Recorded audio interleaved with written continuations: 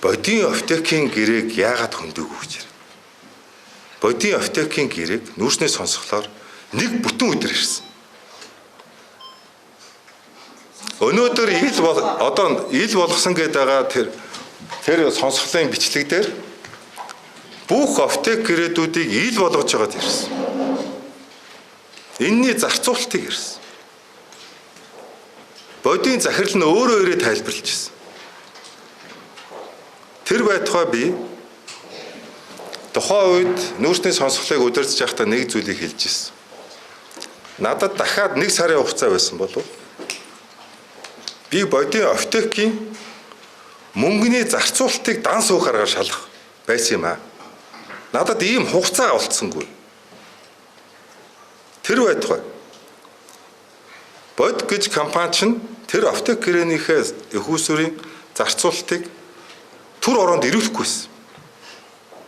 Би 3 удаа шаардлага хүргэжсэн. Сонсголын аптек гэрээг тэр ярьсан урд шөнийн 11 цагт хууль зүйн дотоод хэргийн яамны бичих хэрэг дээр 10 авдар санхүүгийн гүйлгээний баримт гэж авчирч өгсөн. Бид нарыг өглөө 9 цаг хүртэл үзэж амжихгүй байх гэж цаг хугацаагаар шахаж зориуд гэжсэн. Гэхдээ бид аруулаа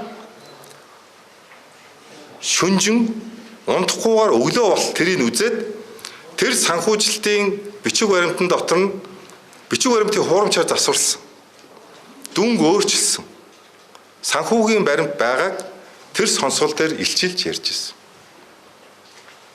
Тэгэхээр одоо надаас энийг ярьсангүй. Тэрийг ярихаар энийгээр, тэрийг ярихаар энийгээр гэдэг асуултыг дахиж битгий асуу.